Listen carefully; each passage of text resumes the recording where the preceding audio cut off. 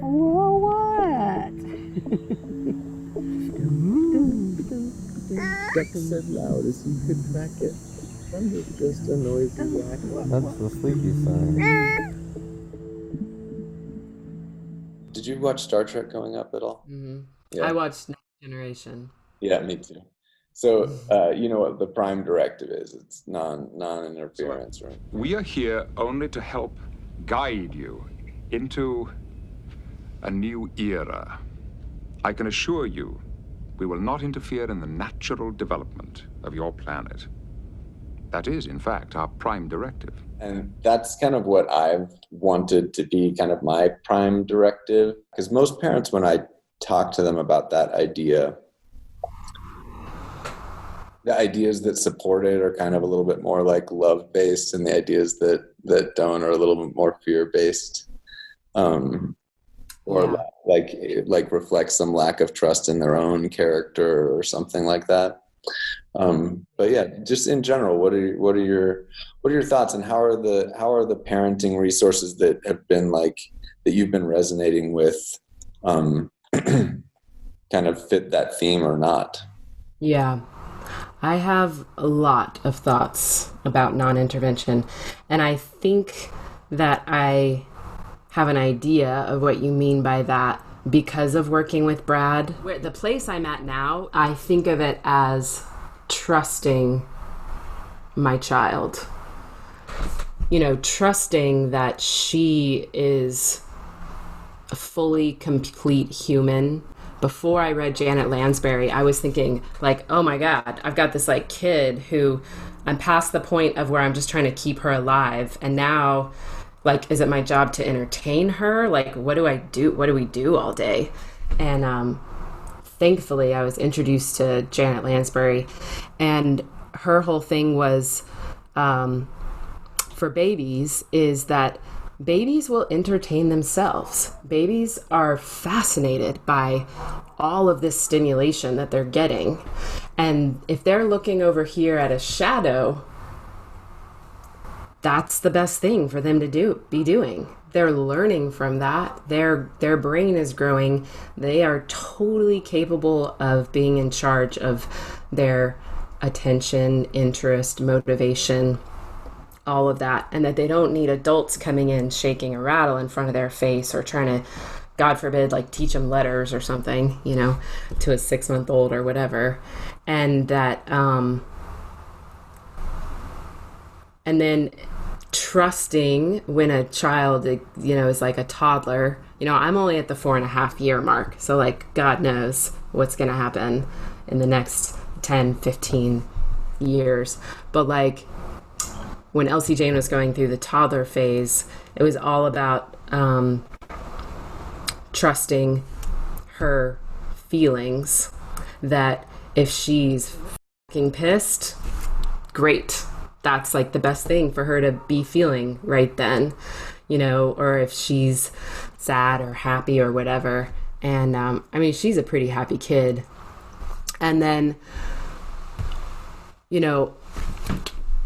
trusting that a child has their own ideas, their own interests, their own motivation, all of that, and that they just don't need a lot from us. However, I'm actually going to contradict myself. I actually think it takes a lot of organization as a parent to provide a space where a kid can explore and do their thing without a lot of intervention. So Janet Lansbury calls it a yes space for little kids, where, even if you set up a play gate or whatever, that you have this at least one area where there is nothing that the child cannot do. There's nothing that they can't get into, because for when the kid starts to walk, all of a sudden it's no, don't touch that. No, don't climb on that. No, that's going to break. No, you're going to fall, blah, blah. No, no, no, no, no.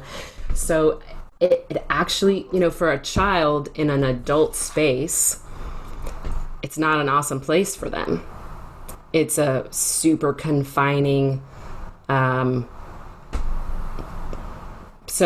So it does And I never fully got there. Like I didn't, but I think it takes some planning and some setup. So it's not like non-intervention, like, oh, I'm just gonna like, parenting is so easy and I'm just gonna go drink my coffee or whatever.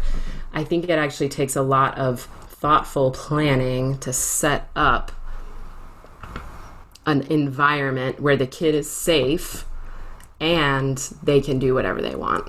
Non-intervention, I think, has mostly to do with their play. It doesn't have so much to do with like I am going to intervene as her mother and like give her food even if she didn't ask for it. If I know she hasn't eaten in 4 hours, I'm going to brush her teeth every night even if she doesn't want to. You know, I lay with her and do autogenic relaxation with her when she goes to bed. You know, I do all those things that she never requested or asked for. That's me doing something to her or with her, right? But in play, I think that's where non-intervention really comes into play, where kids can be in charge of their own play and their own learning. You know, they don't need to be guided so much. Where I'm finding that she needs more guidance is in like communicating with other people, because there's not good role modeling. You know, there would be no need for guidance or intervention if like the role modeling, kids learn everything by imitation, right? They learn everything through role modeling. So if she was around adults all the time who spoke to each other in the ways that we want our kids to speak, there would be nothing would need to happen. She would just learn that. But, you know, in our culture, we don't speak to each other, honestly. So, like with her friends, I intervene a lot, actually, if they're fighting. And I say things like, you know, you can say, I didn't like that, please stop. Or, you know, I give her words to say that I think are what am I trying to say? An accurate reflection of what she's actually has going on inside. I give her words to say that I think are better than the words that often get modeled, you know, by other kids or adults. Well, there's a lot there. I'll just shift gears a little bit instead of trying to go back to any one of those specific points. The history behind like this podcast and my interest in parenting was that, I mean, I've kind of always been interested in being a dad and interested in parenting.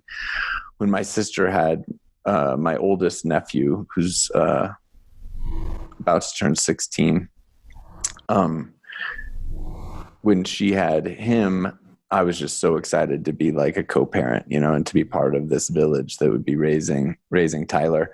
And I started reading a lot of books and at the time, like my favorite kind of philosophical, my personal kind of like Bible is Self-Reliance by Ralph Waldo Emerson. And as I was reading that, even the first times in high school, I had a lot of thoughts about how we strip our children of their confidence and individuality, and how we could potentially avoid stripping our children of just like their inherent confidence and individuality. And so I wore out my welcome with my sister as a co-parent, and it's so quick and easy. And I've even I've had conversations with you where like it's quick and easy to just reflect on something from an inquisitive standpoint, which is usually my standpoint, is like, what is the psychological, besides the here and now, what are any of the long-term psychological impacts of this on in that case, Tyler?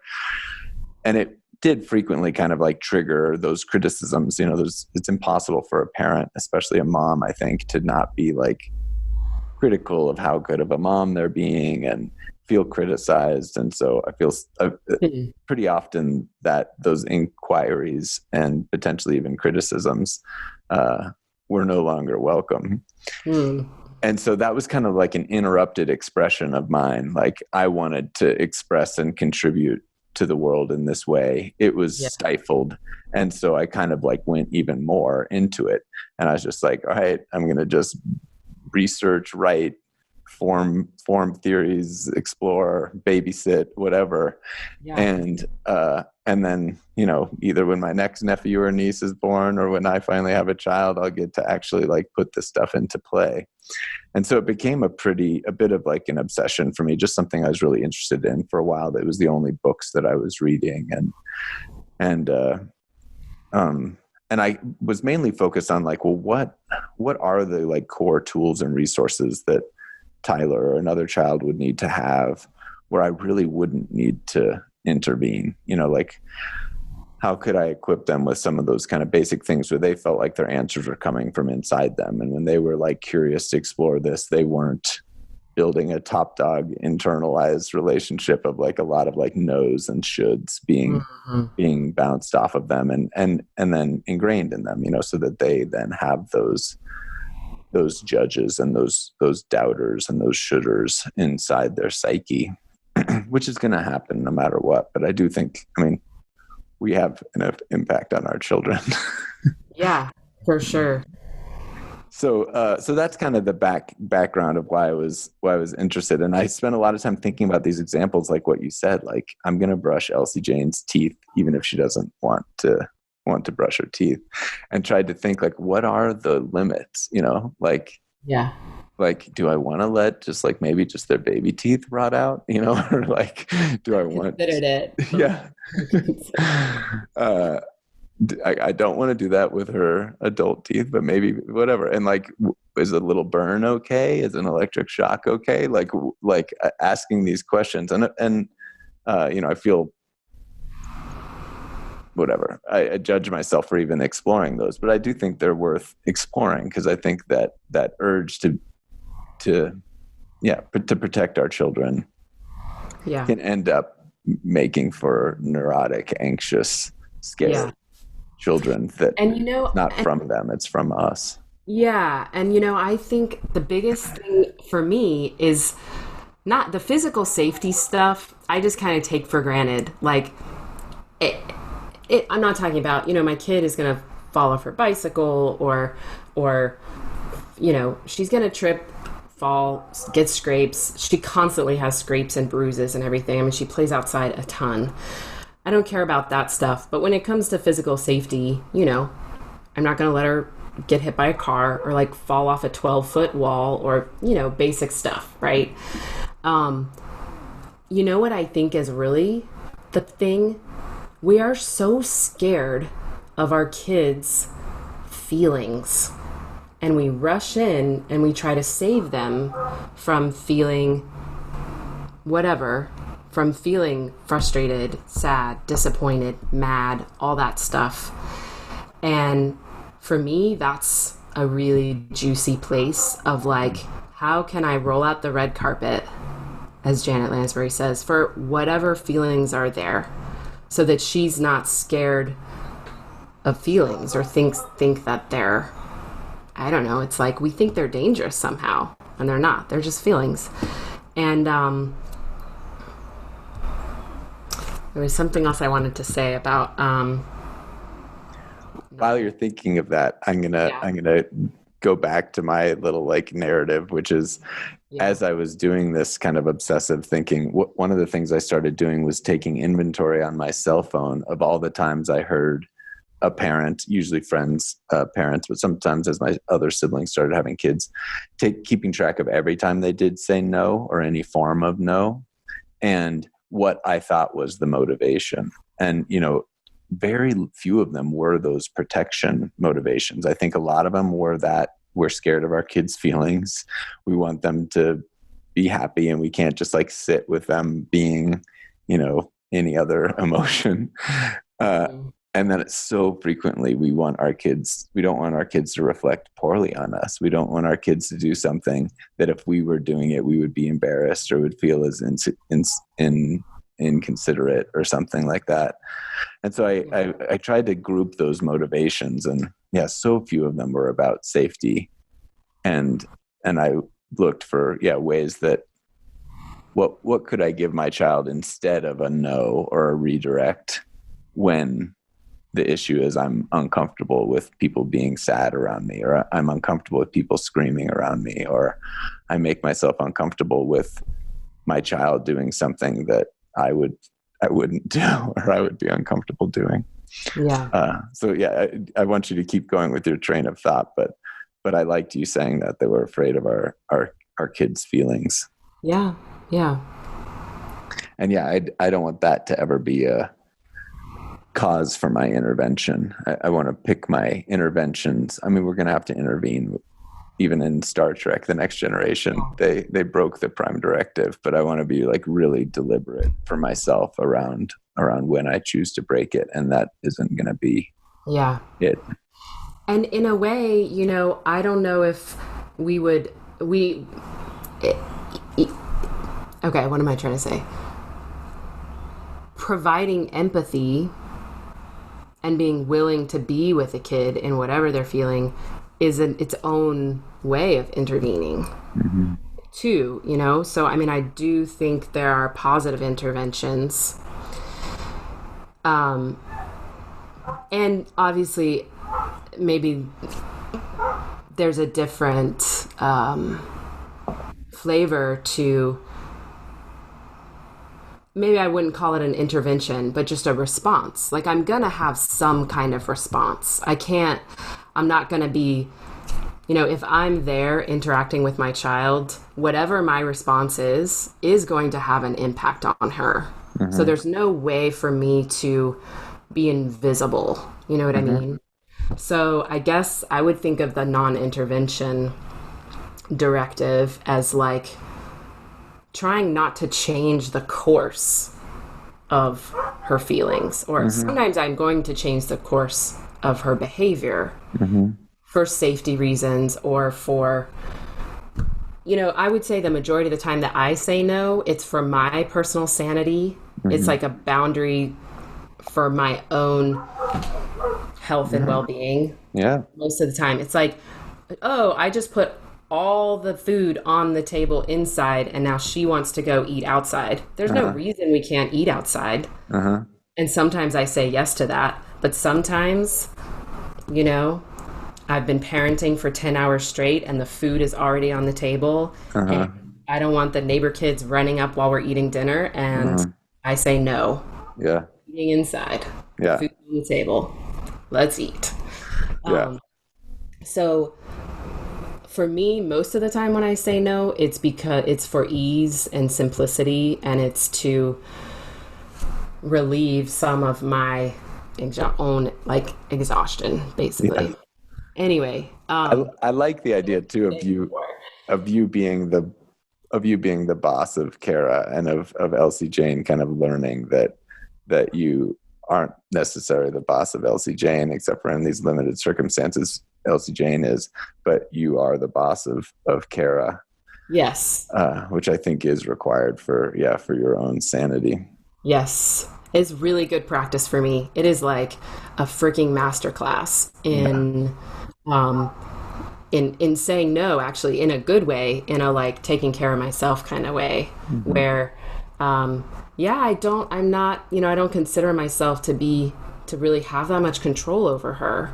But what I do have control over, what am I willing and not willing to do?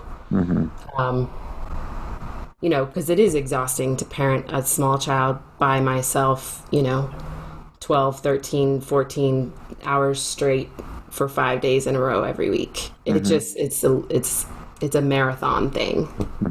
So, but what I was saying before about you said something about what tools does my kid need to have to be able to trust themselves and go about their lives. And I think one of the big ones is a tolerance for frustration and disappointment, and that's what we rob our kids of. So even something simple the kid is trying to get the button in the hole and is struggling with it, and it's so easy to just swoop in and do it for them. And it's usually easier and faster, and but I think I've done a lot of good things and probably some shitty things. And I think that's one thing I've done really well with Elsie Jane is I really let her struggle with things. But there's a way of being, we're still, this non-intervention thing is not about like checking out and just sort of like, it's sort of like actually being super attuned to what's actually going on for the kid. Like, are they still really interested in struggling with this, whatever puzzle they're working on? And then are they getting to a point of overwhelm? And do they need like one little bit of not doing it for them, but just helping them get over the hump so that they then can do the rest themselves? And it's being quite attentive, really. Yeah. My work is we make branding and marketing and video stuff for different nonprofits. And the best part of my job, it's barely what I get to do anymore, but the best part of my job is that for a month, I'll get like immersed in like the ethos and values of the Audubon Society and help them like restate their theory of change, restate their messaging. And one of my favorite early clients was a Montessori school here in town called Family Star Montessori that follows the Montessori ethos, but also it has a lot of value in like diversity and in making sure that children with disabilities are in every classroom. And I think what made me think about, so I did a bunch of training videos for their new teachers where you had to learn about the setting of the room and like how to make the room a space of yeses and a space of options and not a space where we ever really need to say no, and how much care and energy that takes. Yeah. And then, just teaching them all those values. We want these kids to be self-directed in their learning. We want these kids to be able to pursue and follow their folly and get passionate about whatever they get passionate. And if they spend a week straight on Play-Doh, then that's what they spend a week straight on at every age, because that school starts at like 2 weeks or something like that and goes up to like age 12. Wow. So that was really fun, getting to make these videos, training teachers at each of those ages, how they can abide by these ideas, which are really based also on this idea of non-intervention. So I'm totally with you about how that, like, they didn't want containers. They don't sleep in cribs with walls. They don't eat in high chairs where they're locked in. Everything they have the ability to put themselves into and take themselves out of. And we just create these structures where they do that. And if they don't, it's usually okay for them to not do it. It's amazing how non-chaotic those classrooms are, which is what most parents and teachers would think they were going to be, but they just aren't. Yeah. And it comes from like honoring those kids. So I think that played a lot. One of the things I've been wanting to do and did with Brad with this thing is occasionally going out to show little things that we're talking about. This one I'm not going to, but this came up for me when you were talking about like giving them the ability to like deal with their own, like threading the needle or whatever. So watch this little video really quick. Okay. Why by yourself? Why by yourself? Can I help? No. No. I don't. You can help one more. Help to you, okay? I can't tell what she's trying to do. Oh, she's getting the bottom buckles. It's her car seat. Yeah, buckle. Okay. The bottom ones are the hardest, man. You want me to help, Rose? No. Thank you. No, thank you. What do you want me to do? What about yourself? What about yourself? She's working at it. Working at it. Let me do that. You try. What about yourself? Go try. I can't really hear what she's saying. What did she say? You drive. You worry about yourself. Worry about yourself. You drive. That's funny. Sorry. Yeah, so it's really an example of what you're talking about. And that girl's just so, I mean, most of our kids aren't going to be that strong and just say that for themselves. Like, no, I'm going to spend 20 minutes buckling this buckle that you could do in 20 seconds. And you worry about yourself. You do your thing. And maybe he can't drive until she's done and whatever. Right. Yeah. I think one of the big challenges I'm going to have with parenting is pretty early on with Tyler, my first nephew. So there were several years, but he'll be my main example because as much as I love and spend time with my other nieces and nephews, there was a stretch there of like 4 or 5 years where he was the only one for me. And that's where I was kind of like learning so much about being with kids. And, you know, sometimes when I would watch him, I would have a chore to do or have something to do. And it was very frustrating, you know, getting him to go to the mall with me, getting him to like do this shit. It was so frustrating. And so pretty early on, I just said to myself, like, from now on, every moment I'm with him, that's my priority. That's my job. You know, I'm there with Tyler first and foremost to have time with him. And if I need to, I'm not going to even be with him if I really need to do something for work, or if I really need to do something. I'm going to tell Angie or my sister, you know, today's not the best day. But then when I'm with him, no matter what else I've got, I can still do it.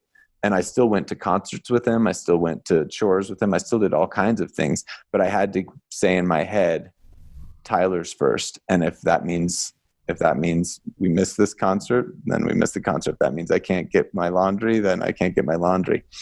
And that's going to be an awakening when I have a child, like you just said, like 14 hours a day, like 7 days a week. And I'm still really, if I do, I mean, I keep hoping. I still don't know how my custody thing is going to work out, but I still also, though, am in an amazingly privileged situation where I kind of think I can still do that with everything in my life. I think I run a multi-million-dollar organization, but that's my intention with my child. And that was it when Bonnie and I were going to be parenting together. That was my intention with her too, is just like, once we have this kid, it's going to be a microcosm, the opposite of microcosm, a macrocosm or something of what I did with Tyler. If I can still make my job work, great. I'm going to still have my job because that's an important part of my self-expression and what I want to contribute to the world. If I can still make music, great, all of that. But I'm going to have this come first. And I'm lucky that, like, financially and stuff like that, I can do that. There's really nothing in my life that needs for any reason to come before my parenting. But it's still going to be an awakening because it's going to be a major gear shift for me. Yeah. I really appreciate you for saying that I get the sense that you enjoy that, having that kind of time where you don't really have any other demands. You can do something if you need to, but that you're really focused on the kid. And that seems like something you like to do, right? Like, once I got in that mind frame, I liked it a lot. Yeah, the expectations are everything. Yeah. And I guess I'm kind of terrible at that, to be honest. So Magda Gerber calls it wants nothing time. Mm-hmm. Where, wants something time is like, okay, I'm changing your diaper, or I'm brushing your teeth, or we're eating, or like we're doing something that has a purpose to it. Mm-hmm. And then wants nothing time is just, I'm simply here present with you. Mm-hmm.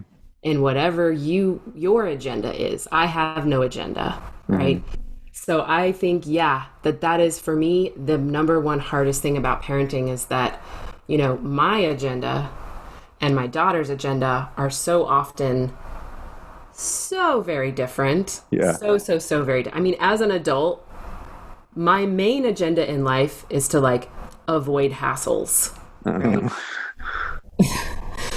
And to be, literally, I wish I could say something different, but and maybe that's just me talking as a parent, because I don't think it's my purpose in life to avoid hassles. Mm-hmm. But kids' purpose is to explore and with and take apart everything that they find, mm-hmm. right?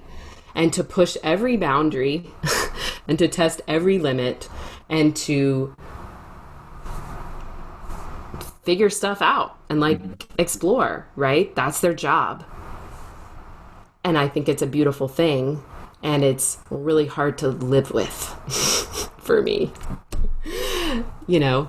Yeah. Like, did all of these clean dishes need to get taken out of the dishwasher and put on the floor? Like, did that have to happen? Or did, like, all this laundry that just got clean and folded need to be, like, thrown all over or made a fort out of or whatever, right? Like, it's super charming and lovely to a certain point, and then eventually I'm like, ah!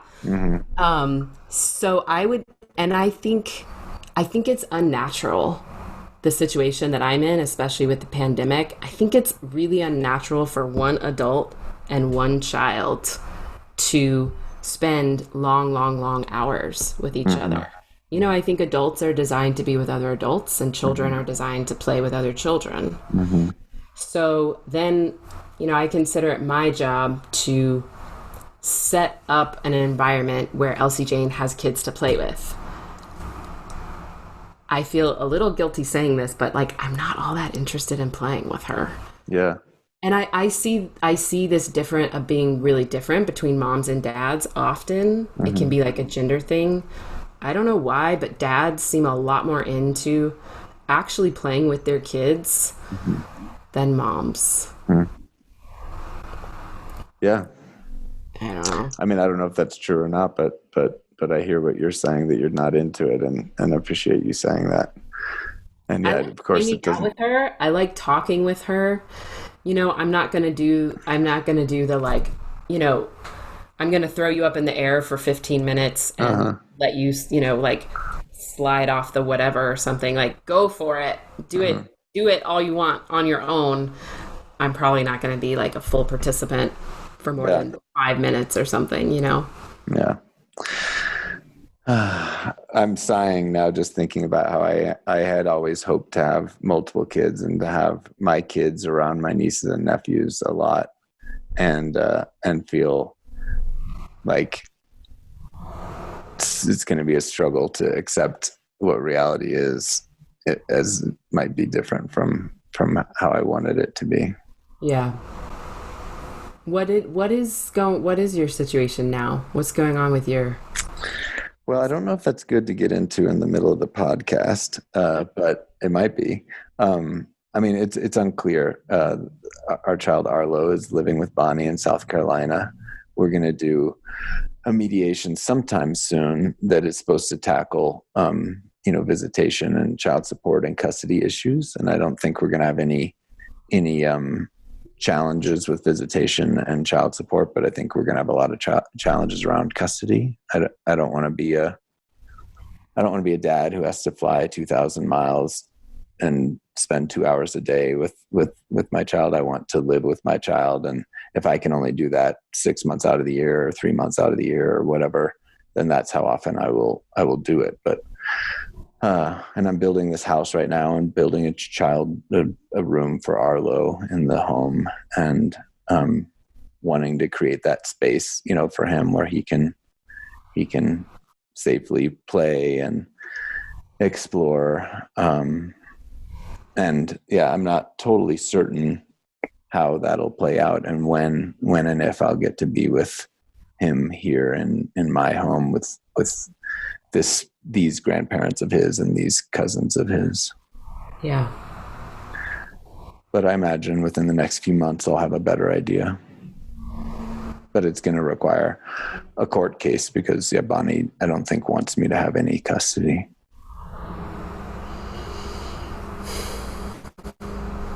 Yeah. Ouch. Well, good luck to you, and I hope that you get a large lot of custody. Yeah, thank you. Me too. So shifting gears back into any of these topics. I mean, one thing, so maybe I don't know if this will go in the podcast or not, but when you talk about Angela Lansbury or whoever you just mentioned another author, but didn't really talk about what it was. It's Janet Lansbury. Yeah. Did I not say that? You said Angela Lansbury. Yeah, Janet Lansbury. I actually think Janet Lansbury is her niece or something. Oh, really? Yeah. But her work is based on Magda Gerber. Oh, Magda Gerber. Yeah. That's the other one you mentioned. I'll want us to put in links to like any books we reference or any authors that we reference in the podcast. So I wanted to get. I'll tell you my other two favorites lately. Okay. Who are those? So one of my all-time favorites is, it's a classic, How to Talk So Kids Will Listen and Listen So Kids Will Talk. And it's really hands-on. It's like, it's I love the philosophy, right? Like, I love the philosophy. That doesn't, like, reading Alfie Kohn doesn't really help me when I'm, like, in the grocery store and my kid has just put the 20th thing in her mouth, in the middle of the coronavirus pandemic. But, like, How to Talk So Kids Will Listen and Listen So Kids Will Talk, it just feels very real. It feels very hands-on. It's like tools that I can actually use and practice. And it's based those authors are two women, Elaine Maslich and Adele Faber, who have written, like, they've written lots of other books too, but their mentor was Haim Ginott. And I don't know if I'm saying that right. It's HAIMGINOTT. And I'm just starting to, like, get into his books, but I haven't read that much. And then my newest favorite that I haven't finished yet is called Easy to Love, Difficult to Discipline, which is a title I would have never gravitated towards, but someone else recommended it to me, and I love it. It might be my favorite that I've ever. Of course, every new book that I read is my favorite, but right now it's my favorite, and it's very, again, it's practical tools that I can actually use and practice every day when I get into, like, tricky situations. And she talks about discipline, not in terms of, like, punishments and rewards, but in terms of teaching. Discipline as in disciple. As in, like, how can I offer something to my child rather than punish them? How can I teach them, or just provide an environment in which they're gonna learn something or get something out of it? Yeah, that's great. Well, let's maybe talk about that one in the next podcast. Okay. And I'd like to read it before we talk about it, ideally. I think it gets into, like, one of the main issues. I don't know if you ended up reading that essay that I shared with you that I was working on, but one of the main disciplines or practices that I want to practice with my child is just considering other people's feelings and impact on other people in a way that isn't discipline. So, like, so often parents only bring that up in the context of a make wrong or a punishment. Is like, how do you think Johnny feels now, or whatever? And I want to, like, guilt trip thing. Yeah. I want to play that game just constantly for no reason. Just like, how do you think this fish in the book we're reading feels? How do you think, this kid that just walked past us feels? I just want the consideration of others and like, again, like Star Trek, like Deanna Troi or whatever, like building those skills, building that muscle to be an exercise that we are practicing, like learning colors or letters or whatever. And like you said, there's a time that's too early to do that, and there's a way to do that that's forced, and a way to do that that's natural. But that's a skill set and a tool that I want my child to have. And I feel like once they have that, or as they're building that, there's not that much more that they need. There's the guidance of making the right decisions in the world becomes so much easier when you're practice at considering other people's feelings. Yeah. I do remember reading that essay. I think it's been a while. Yeah. I think you might have shared that with me after we met in Greece. Could it have been that long ago? Yeah, I was just reading Radical Parenting, and it just kind of broken up with a woman who I thought I was going to have kids with. Yeah, I remember that. Well, cool. Yeah, so about the empathy thing.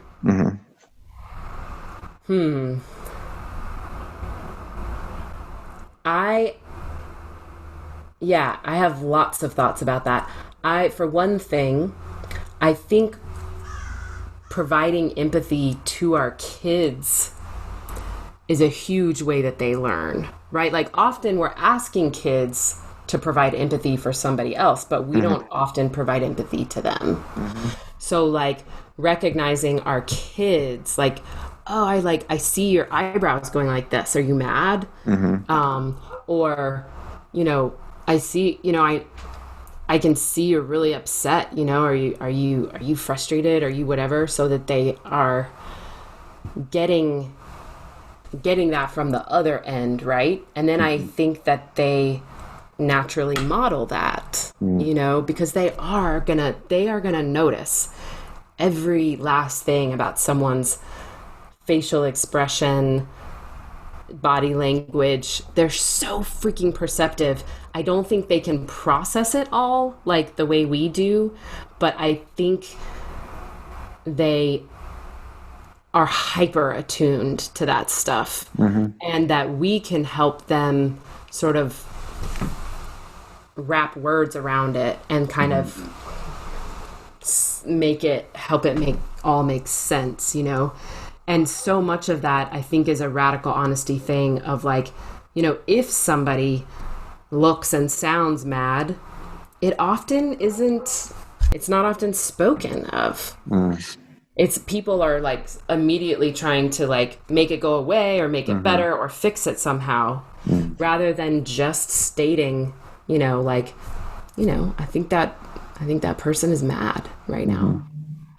Cool. Well, we'll wrap up this episode. Thank you for joining me, and yeah, we'll do it again in a couple weeks. And then I also think we can think about people that you would want to have on that we could interview together. We could do Brad again, since that was a little chaotic the first time I did him. I've got a whole list of people, and yeah, depending on how much time and energy you have for this, if we do it every other week, we could interview other people, or anytime when you feel like taking a break, I could just interview other people. Okay. Cool. Very cool. Yeah. All right. Well, thank you. Thanks, Tony. Thanks for inviting me.